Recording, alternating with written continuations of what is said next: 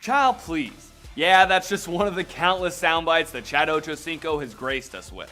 When 85 was on the field, it was a damn show. Before the snap, during the play, and after the whistle blew, he was going to let you know what's up.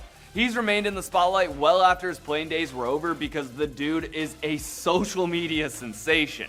I'm Riley Winn, and I'm here to tell you just what happened to Ochocinco, aka Chad Johnson. Before he was Ochocinco, 85 was just Chad Johnson, a JUCO transfer that lit it up for my Beavs at the turn of the century.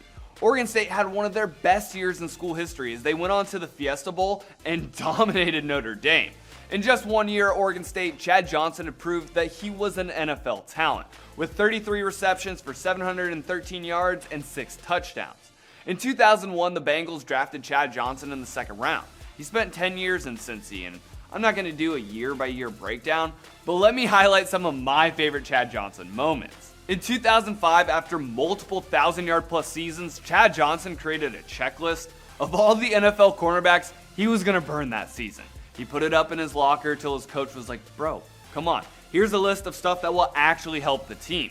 This was just the beginning of number 85 becoming the larger-than-life persona we've come to know.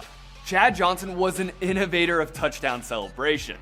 Whether it was playing golf with a pylon or proposing to a cheerleader, if the dude was scoring, you know he had a trick up his sleeve that was probably going to penalize the Bengals. In a game against Baltimore, he scored a touchdown on a beautiful route. He made fans wait, though, for him to get to the sideline, probably so they wouldn't get a penalty, to don a knockoff Hall of Fame jacket. This was a bold-ass prediction, even for Ochocinco. In 2008, during the NFL's Hispanic Heritage Month, Chad Johnson had the team's equipment manager make a patch for his jersey. Instead of his name on the back, it read Ochocinco. Well, the NFL was like, that ain't happening again, and fined Chad Johnson 30 bands.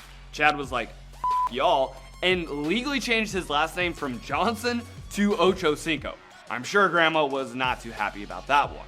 That way, the NFL couldn't fine him for altering the jersey. The following season, he started rocking the Ochocinco on all of his uniforms, giving himself one of the most unique nicknames in sports. After 11 dominant years in the NFL, Chad Ochocinco had recorded some elite numbers. He had 776 receptions for over 11,000 yards and 67 tutties. He was a 3-time first-team All-Pro and a 6-time Pro Bowler. The craziest thing about his NFL career is how much money he saved. Despite his flashiness on the field, the dude was smart and managed to save 83% of the $48 million he made in the league. He did this by doing things like buying fake jewelry and flying Spirit Airlines. Even though he was done in the NFL, Chad Johnson wasn't done balling. In 2014, he signed a 2-year deal with the Montreal Alouettes in the CFL. He wasn't on the field a ton due to nagging injuries, but was still able to drop some classic highlights up north. After a hot minute in Canada, he also headed down south. The Liga de Fútbol Americano Profesional de Mexico signed him to play for the Fundadores de Monterrey to drum up some publicity for the league. Since he's hung up his helmet, Ochocinco has stayed a star. Whether it was destroying people in FIFA Online, or going viral for pretty much only eating McDonald's, or leaving tips on a meal that could cover your rent, Chad Ochocinco is for the people and has stayed undefeated online. Most recently, he was inducted to the Bengals Ring of Honor. He also launched a show with Shannon Sharpe called Nightcap with Uncle Ocho. You never know what wild these two are gonna say, but I'm here for it because they're entertaining as hell. Chad Ochocinco was one of the most entertaining receivers we've ever seen, but many forget that he was also one of the most productive receivers of his era. Ultimately, Ocho says he doesn't care if he goes to Canton, but I think he should get a gold jacket and not one he made himself. What are some other athletes who were absolute studs that you're not sure where or what they're up to now?